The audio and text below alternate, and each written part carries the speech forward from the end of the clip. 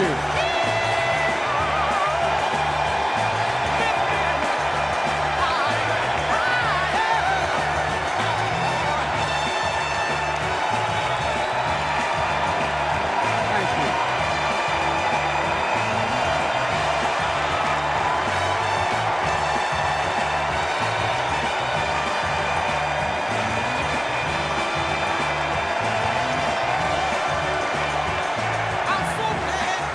Thank you, thank you, thank you.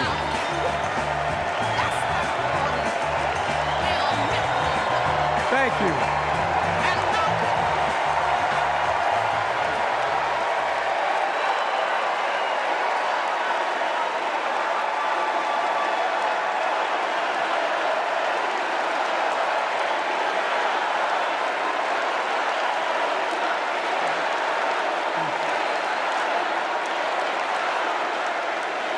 Thank you, thank you, thank you.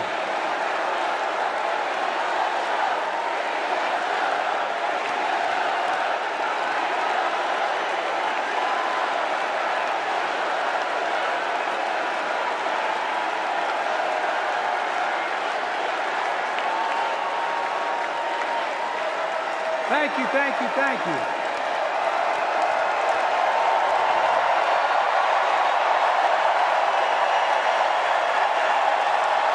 Thank you.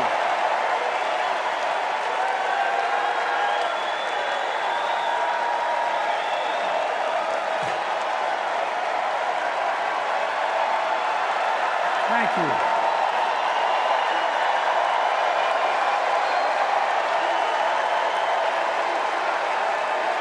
Thank you. I love you. Thank you.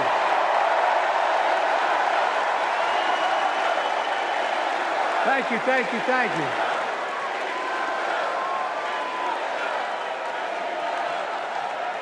That was my daughter.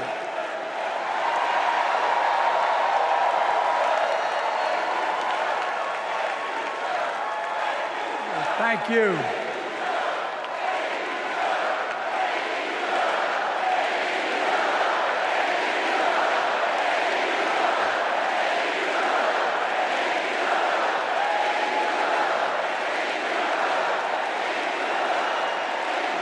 Thank you, thank you, thank you. Thank you. Thank you for so. I tell you what.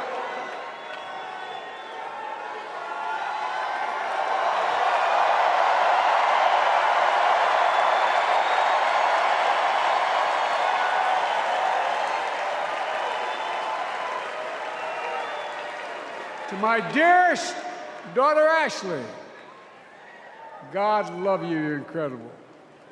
Thanks for the introduction and for being my courageous heart, along with Hunter and our entire family, and especially our rock, Jill.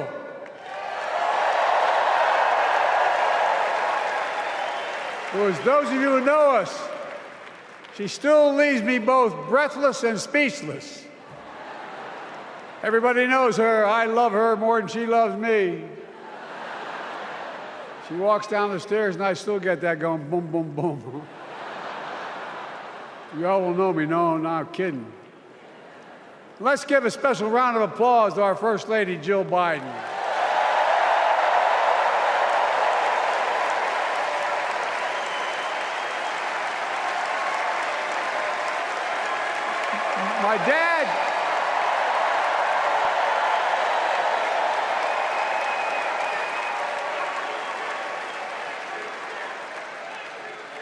My dad used to have an expression, for real. He'd say, Joey, family is the beginning, the middle, and the end.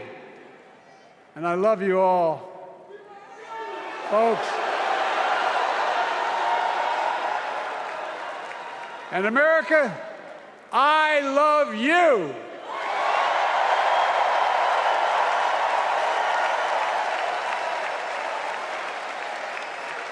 Folks, let me ask you.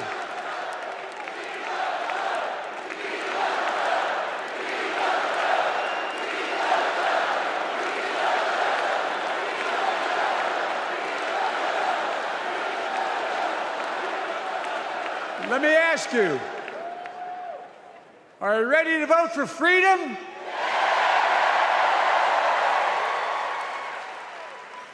Are you ready to vote for democracy and for America? Let me ask you, are you ready to elect Kamala Harris and Tim Walz, President and Vice President of the United States?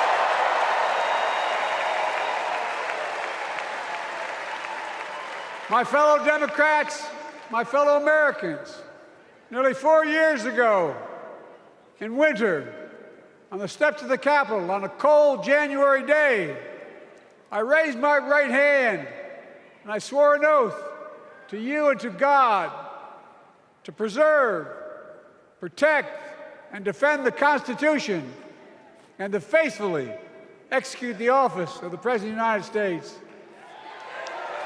In front of me was the city surrounded by the National Guard. Behind me, a Capitol just 2 weeks before had been overrun by a violent mob. But I knew then, from the bottom of my heart, that I knew now, there is no place in America for political violence. None. You cannot say you love your country only when you win.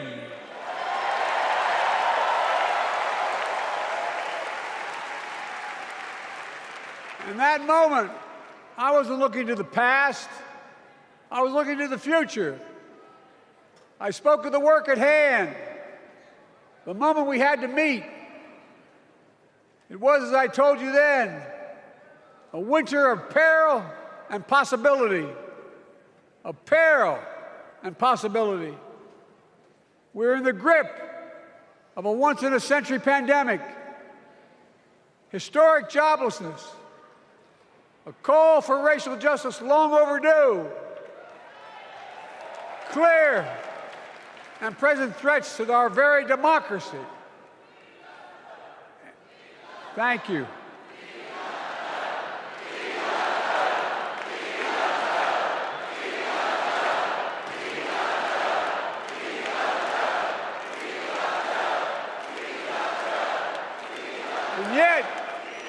And yet I believed then, and I believe now, that progress was and is possible. Justice is achievable. And our best days are not behind us, they're before us.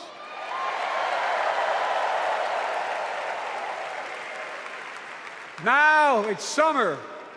The winter has passed. And with a grateful heart, I stand before you now on this August night to report that democracy has prevailed. Democracy has delivered. And now democracy must be preserved.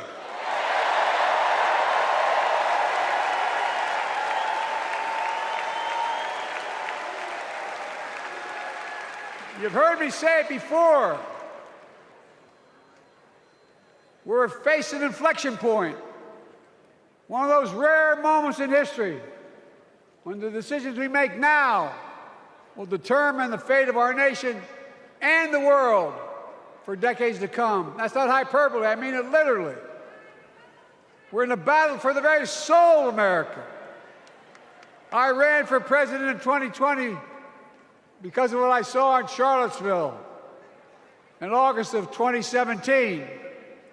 Extremists coming out of the woods, carrying torches, their veins bulging from their necks, carrying Nazi swastikas, and chanting the same exact anti-Semitic bile that was heard in Germany in the early 30s. Neo-Nazis, white supremacists, the Ku Klux Klan, so emboldened by a president then in the White House that they saw as an ally. They didn't even bother to wear their hoods. Hate was on the march in America. Old ghosts in new garments, stirring up the oldest divisions.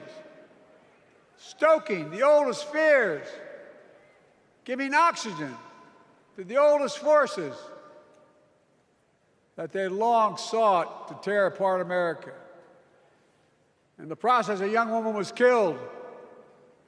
When I contacted her mother, I asked about what happened. She told me. When the president was asked what he thought had happened, Donald Trump said, and I quote, "There are very fine people on both sides. My God." That's what he said. That is what he said and what he meant. That's when I realized, had listened to the admonition of my dead son, I could not stay in the sidelines. So I ran.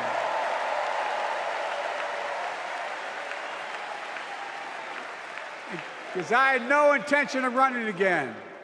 I just lost part of my soul. But I ran with a deep conviction. In America, I know and believe in an America where honesty, dignity, decency still matter. An America where everyone has a fair shot and hate has no safe harbor.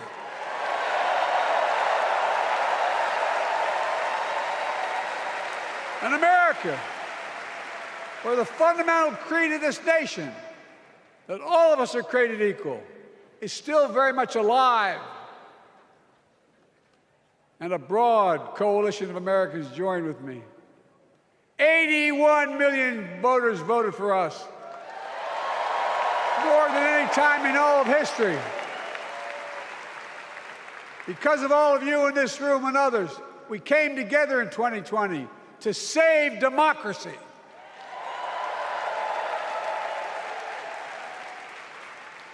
As your president, I've been determined to keep America moving forward, not going back, to stand against hate and violence in all its forms, to be a nation where we not only live with but thrive on diversity, demonizing no one, leaving no one behind, and becoming the nation that we profess to be. I also ran to rebuild the backbone of America, the middle class.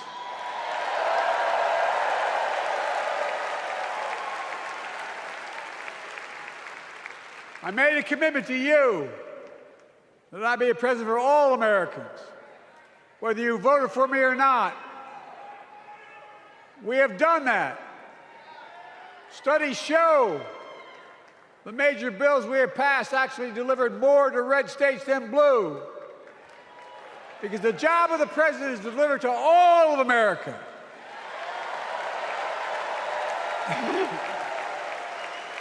Because of you, and I'm not exaggerating, because of you, we've had one of the most extraordinary 4 years of progress ever, period. When I say we, I mean Kamala and me. Just think about it. COVID no longer controls our lives. We've gone from economic crisis to the strongest economy in the entire world. Record 16 million new jobs, record small business growth, record high stock market, record high 401ks, wages up, and inflation down, way down, and continuing to go down.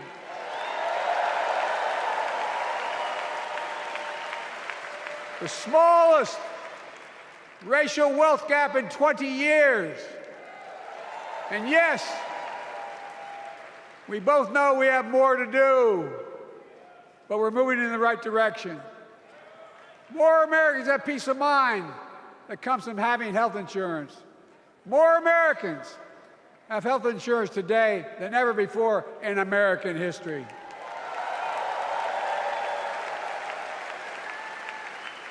And after, as a young senator beginning to fight for 50 years to give Medicare the power to negotiate low prescription drug prices, we finally beat Big Pharma.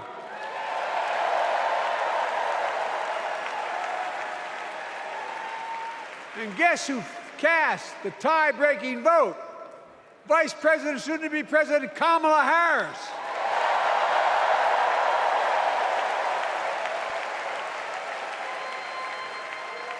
And now it's the law of the land. Instead of paying $400 a month for insulin, seniors with diabetes will pay $35 a month. The law we passed already includes, starting in January, every senior's total prescription cost can be capped at $2,000 no matter how expensive the drugs they have. And what we don't focus on, and our Republican friends don't seem to understand, our reforms don't just save seniors money, they save the American taxpayers money. You know what we just passed saves? It saved $160 billion over the next decade. That's not hyperbole. It's because Medicare no longer has to pay those exorbitant prices to the big pharma. But look, oh, thank you, Kamala, too. Look, folks, how can we have the strongest economy in the world without the best infrastructure in the world? Donald Trump promised Infrastructure Week every week for 4 years, and he never built a damn thing.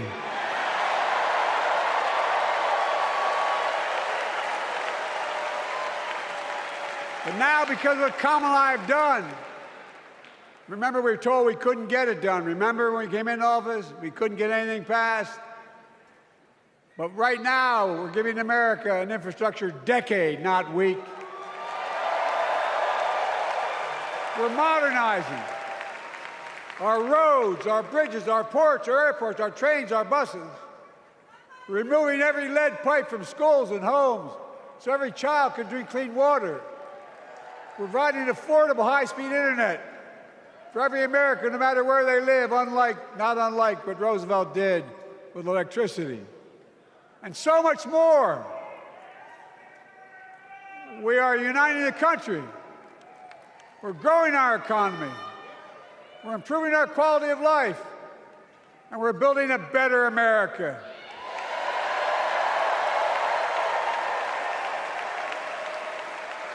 Because that's who we are. How can we be the strongest nation in the world without leading the world in science and technology? After years of importing 90% of our semiconductor chips from abroad, which America invented those chips, our Chips and Science Act meant that private companies from around the world are now investing literally tens of billions of dollars to build new chip factories right here in America.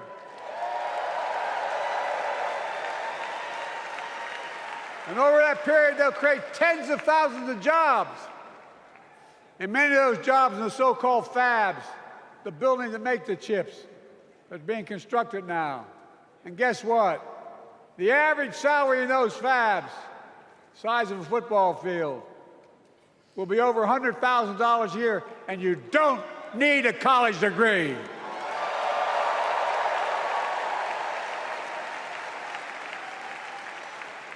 Because of you and so many electeds out there, American manufacturing is back. Where the hell to say we wouldn't lead the world in manufacturing? 800,000 new manufacturing jobs.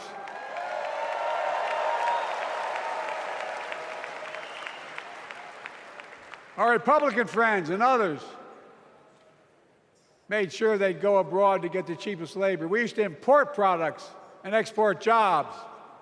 Now we export American products and create American jobs right here in America, where jobs belong.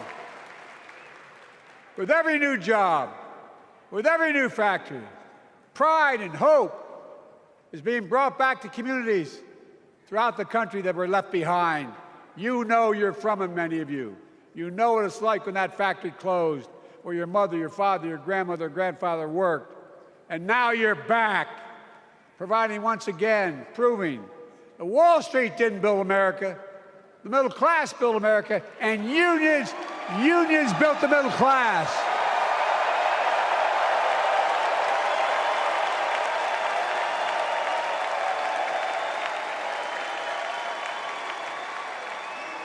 It's been my view since I came to the Senate. And that's why I'm proud to have been the first president to walk a picket line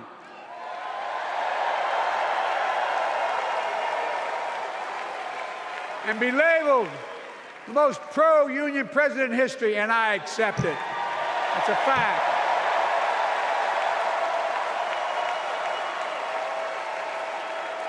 Because when unions do well, we all do well.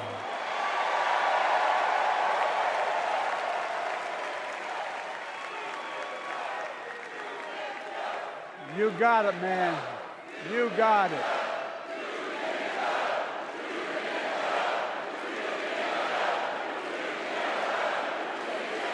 I agree. I'm proud. Look, remember he told we couldn't get anything done because we couldn't get anything done in the Congress? Well, with your support, we passed the most significant climate law in the history of mankind.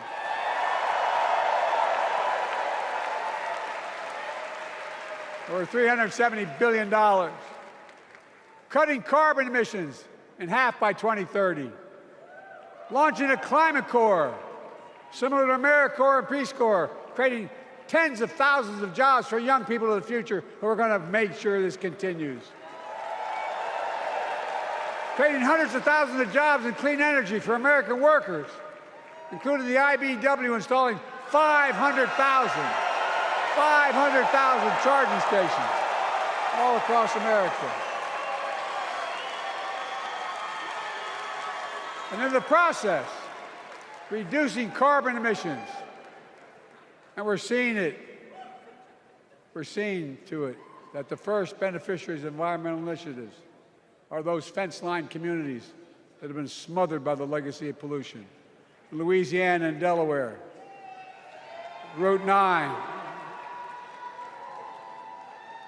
all the factories, all those chemical factories are right next to the poorest neighborhoods. They're the ones we're going to bring back.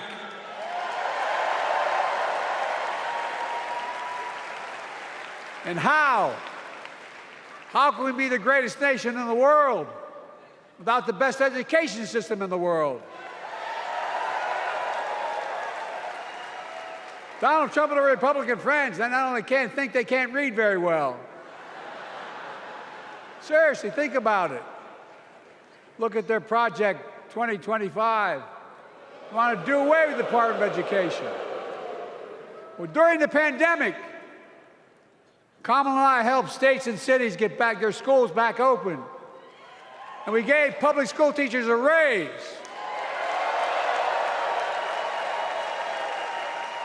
We created apprenticeships with businesses and communities, putting students on a path to a good paying job, whether or not they go to college.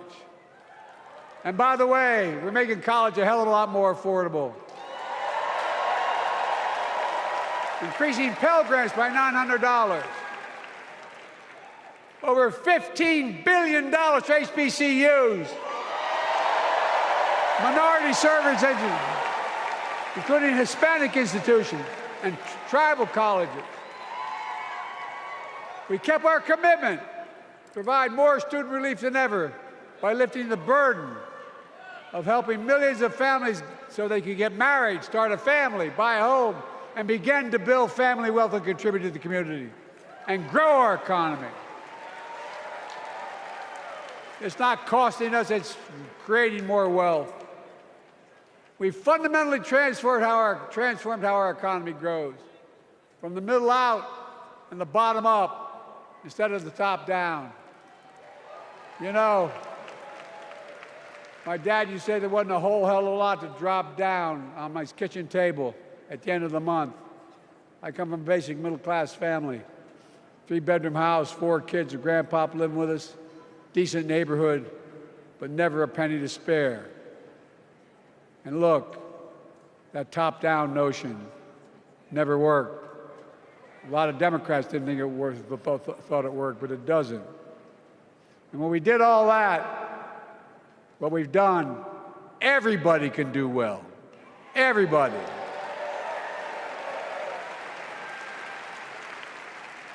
Donald Trump calls America a failing nation. No, I'm serious. But think about this. Think about this. He publicly says to the whole world, I'm going to say something outrageous. I know more foreign leaders by their first names and know them well than anybody alive. Just because I'm so damn old. But I'm not joking. Think of the message he sends around the world when he talks about America being a failing nation. He says we're losing. He's the loser. He's dead wrong.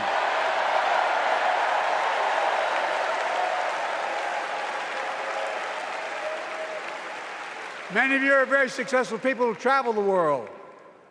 Name me a country in the world that doesn't think we're the leading nation in the world. Without America, not a joke, think about it. I'm being literal. Who could lead the world other than the United States of America? Well, guess what? America's winning, and the world's better off for it. America's more prosperous, and Americans are safer today than they were under Donald Trump. Trump continues to lie about crime in America, like everything else. Guess what? On his watch, the murder rate went up 30%, the biggest increase in history.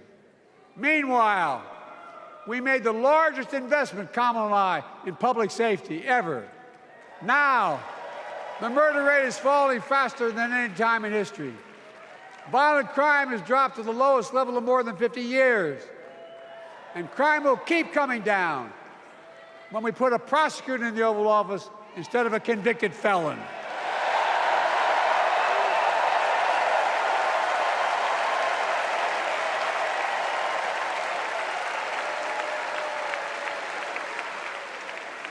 And folks, the distinguished senator from the Senator from California and I passed the first ban on assault weapons. And guess what? It worked. If we care about public safety, we need to prevent gun violence.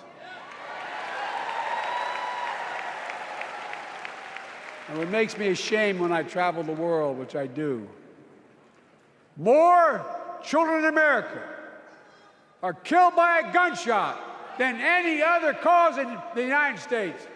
More die from a bullet than cancer, accidents, or anything else in the United States of America. My God. That's why Kamala and I are proud. We beat the NRA when we passed the first major bipartisan gun safety law in 30 years.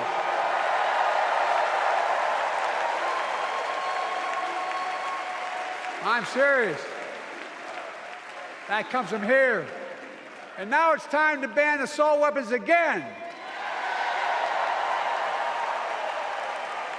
And demand universal background checks.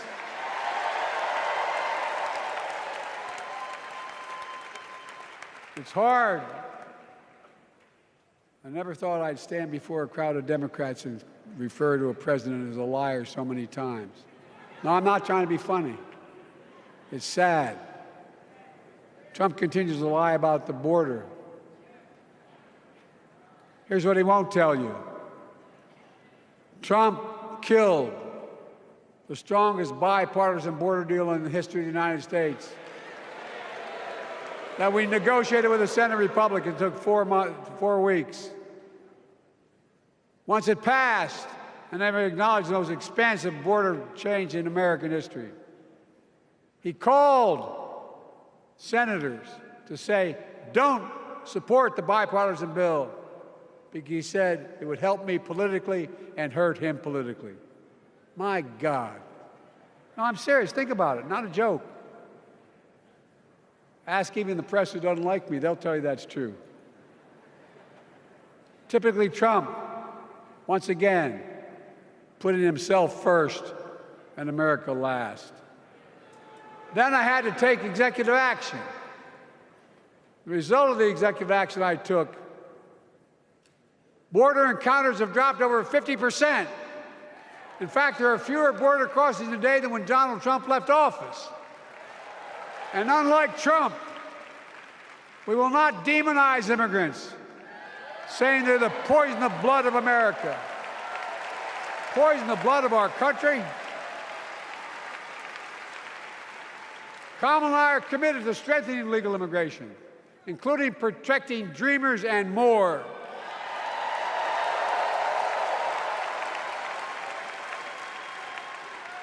And here's what else I believe in: protecting your freedom to vote, your freedom to love who you love,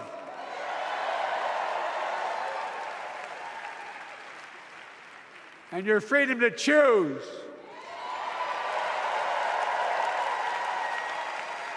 In its decision overturning Roe v. Wade, as you heard earlier tonight, the United States Supreme Court majority wrote the following, quote, "Women are not without electoral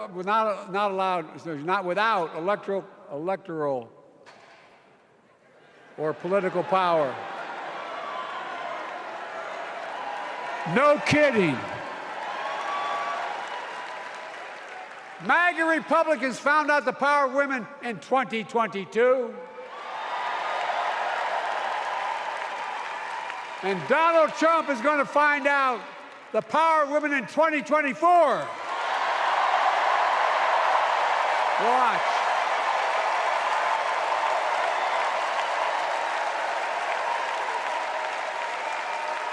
And where Trump and his mega Republican right-wingers seek to erase history, we Democrats continue to write history and make more history. I'm proud to have kept my commitment to appoint the first black woman to the United States Supreme Court.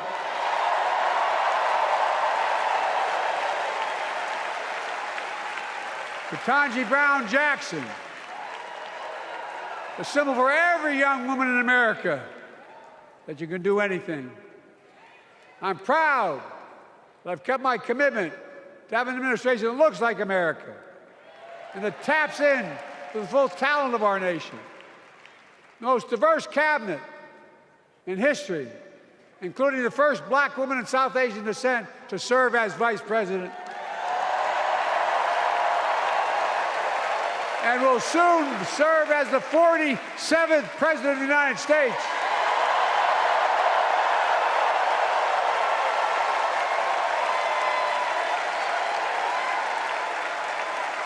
She is good. Look. Thank you, Kamala.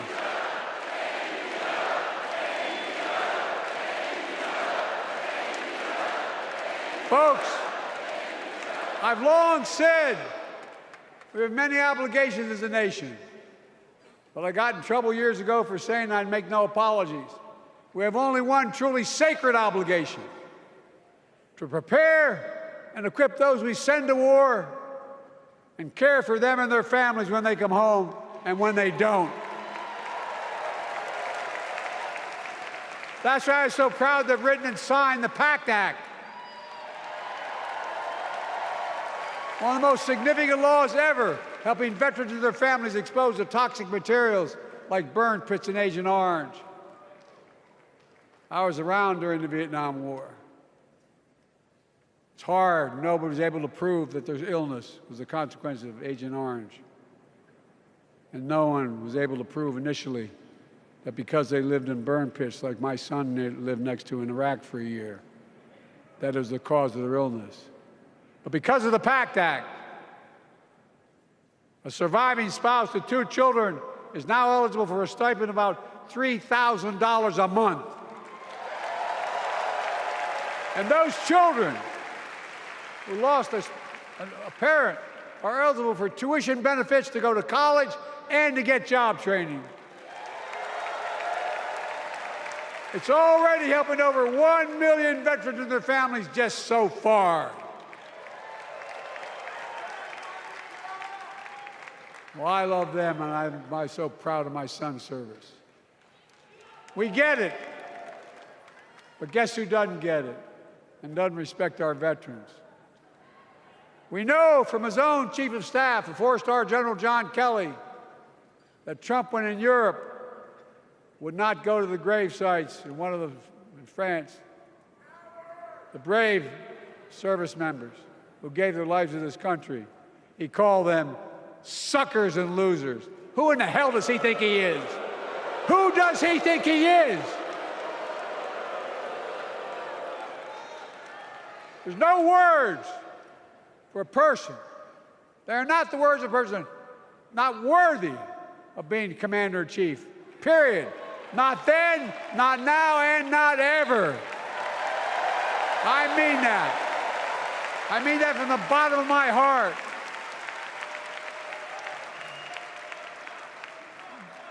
Just as no commander-in-chief should ever bow down to a dictator, the way Trump bows down to Putin. I never have, and I promise you, Kamala Harris will never do it. Will never bow down. When Trump left office, Europe and NATO was in tatters. Not a joke. America First doctrine changed our whole image in the world.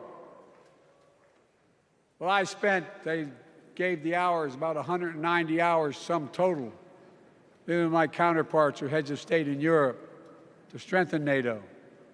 We did. We united Europe like it hadn't been united for years, adding Finland and Sweden to NATO. 10 days before he died, Henry Kissinger called and said, not since Napoleon has Europe not looked over their shoulder at Russia with dread, until now. Until now. Well, guess what? Putin thought he'd take Kyiv in 3 days. 3 years later, Ukraine is still free.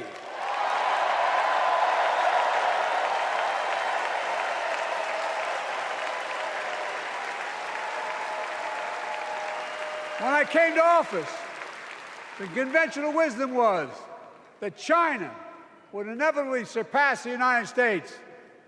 They haven't noticed. No one's saying that now.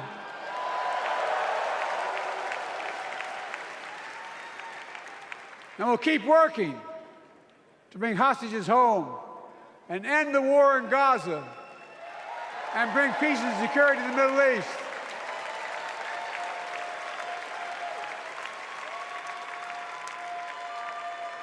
As you know, I wrote a peace treaty for Gaza. A few days ago, I put forward a proposal that brought us closer to doing that than we've done since October 7th. We're working around the clock, my Secretary of State, to prevent a wider war and reunite hostages with their families and surge humanitarian health and food assistance into Gaza now. To end the civilian suffering of the Palestinian people, and finally deliver a ceasefire and end this war.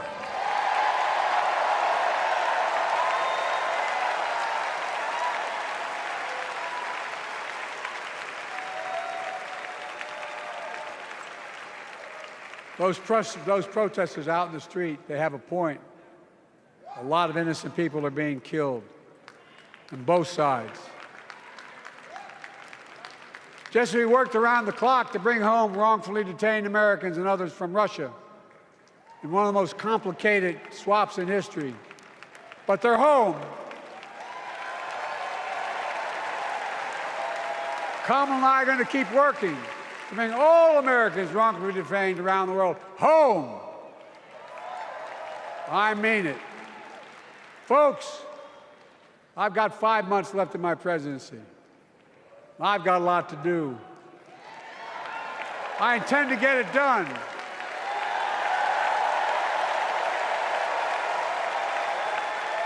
It's been the honor of my lifetime to serve as your president. I love the job, but I love my country more. I love my country more. And all this talk about how I'm angry at all those people who said I should step down. That's not true.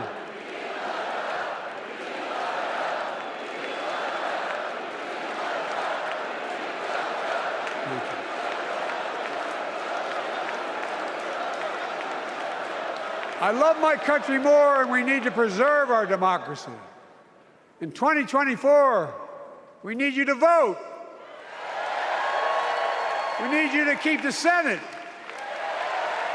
We need you to win back the House of Representatives. And above all, we need you to beat Donald Trump.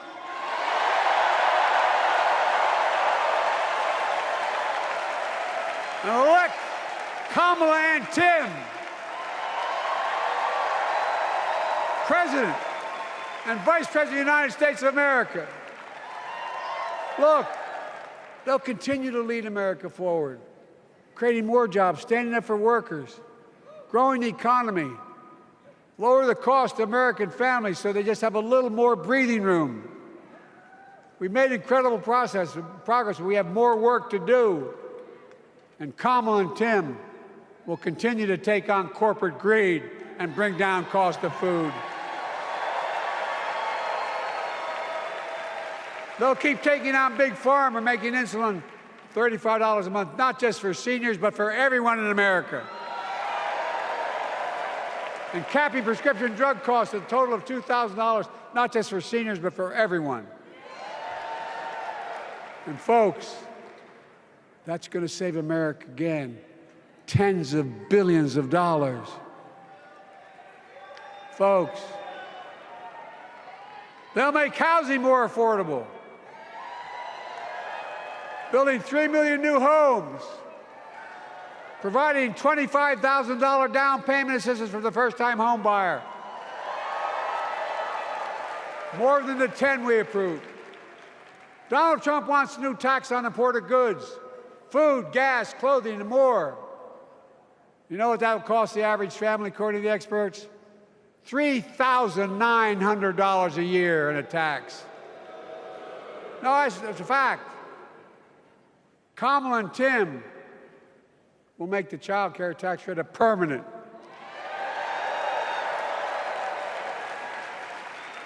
Lifting millions of children out of poverty and helping millions of families get ahead. But you know what Trump has? He created the largest debt any president had in 4 years with his $2 trillion tax cut for the wealthy. Well, Trump has a new plan. He wants to provide a $5 billion tax cut for corporations and the very wealthy. Read it. Put us further in debt. And folks, you know we have 1,000 billionaires in America. You know what their average tax rate they pay? 8.2%. If we just increase their taxes we proposed to 25%, which isn't the highest tax rate even, it would raise $500 billion new dollars over 10 years. They'd still be very wealthy. Look, Kamala and Tim are going to make them pay their fair share.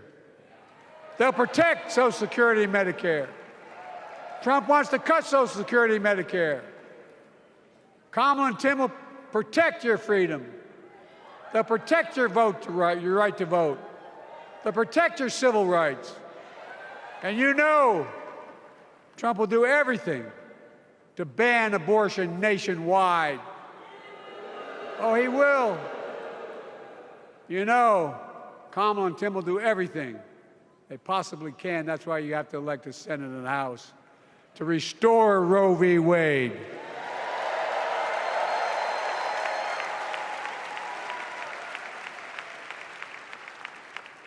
The ancient Greeks taught us that character is destiny. Character is destiny. For me and Jill, we know Kamala and Doug are people of character. It's been our honor to serve alongside them. And we know that Tim and Gwen Waltz are also people of great character. Selecting Kamala was the very first decision I made when I became our nominee. And it was the best decision I made my whole career.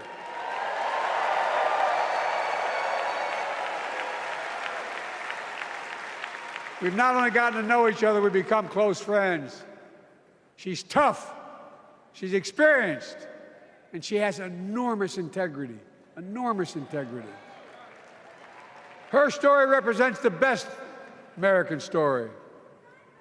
And like many of our best presidents, she was also vice president. That's a joke.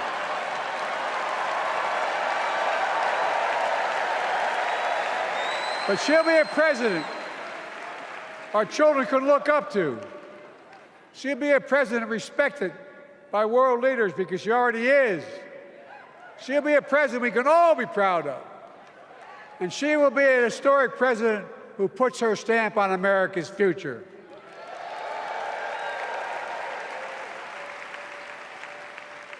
This will be the first presidential election since January 6th. On that day, we almost lost everything about who we are as a country. And that threat, this is not hyperbole, that threat is still very much alive. Donald Trump says he will refuse to accept the election result if he loses again. Think about that. He means it. Think about that. He's promising a bloodbath if he loses, in his words. And that he'll be a dictator on day one, in his own words.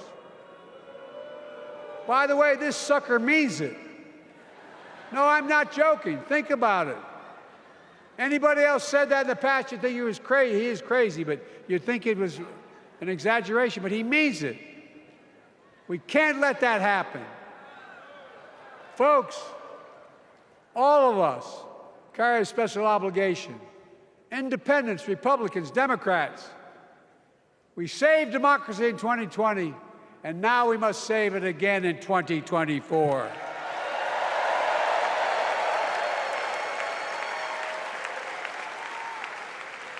The vote of each of us cast this year will determine whether democracy and freedom will prevail. It's that simple. It's that serious. And the power is literally in your hands. History is in your hands. Not hyperbole. It's in your hands. America's future is in your hands. Let me close with this. Nowhere else in the world could a kid with a stutter and modest beginnings in Scranton, Pennsylvania, and Claymont, Delaware, grow up to sit behind the resolute desk in the Oval Office.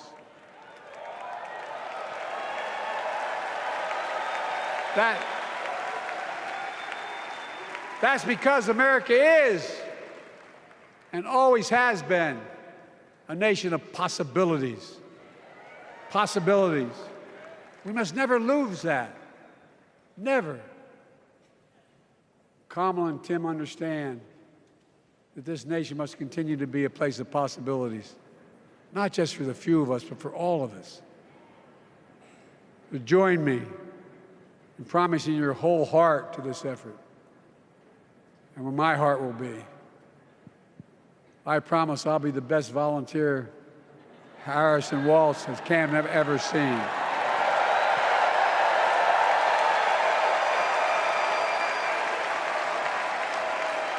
Each of us has a part in the American story. For me and my family, there's a song that means a lot to us, that captures the best of who we are as a nation. The song is called American Anthem. There's one verse that stands out, and I can't sing worth a damn, so I'm not going to try. I'll just quote it. The work and prayers of centuries have brought us to this day. What shall our legacy be? What will our children say? Let me know in my heart, when my days are through, America America, I gave my best to you.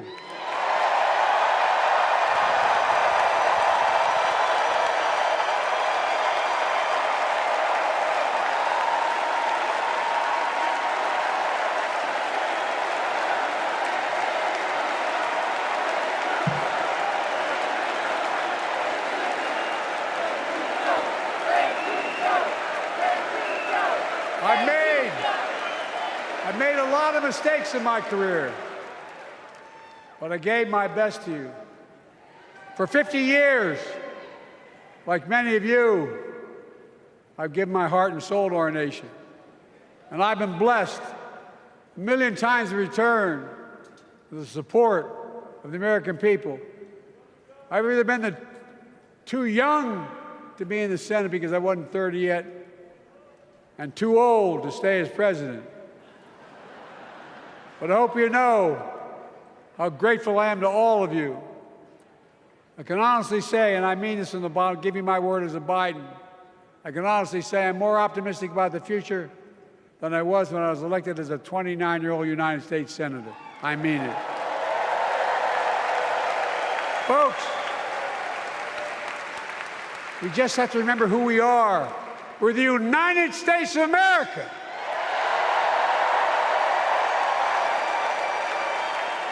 And there's nothing we cannot do when we do it together.